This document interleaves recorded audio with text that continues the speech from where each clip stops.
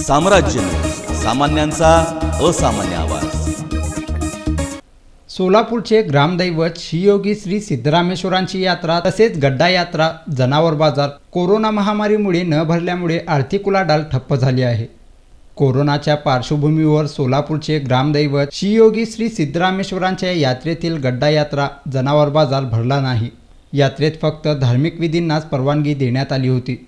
गड्डा यात्रा व जनावर बाजार न भरल्याने यात्रेत होणारी कोट्यावधी रुपयांची आर्थिक उलाढाल ठप्प झाली आहे। शहर, जिल्हा आणि कर्नाटकातील भाविक गड्डा यात्रेत येतात। पाळणे, खाद्यपदार्थ, अन्य साहित्य खरेदी करतात।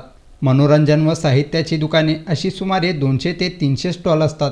यंदा मात्र कोरोनाच्या पार्श्वभूमीवर शासनाने परवानगी दिली नाही। दुकानाच्या भाडेपट्टीतून मंदिर समितीलाही लाखो रुपये मिळतात। त्यातून भाविकांना सुविधा दिल्या जातात। विजापूर रोडवरील रेवणसिद्धेश्वर मंदिर परिसरात जनावरांचा बाजार भरतो। त्यातूनही लाखो रुपयांची उलाढाल असते। मात्र यंदा कोरोना महामारीमुळे यात्रा भरली नाही।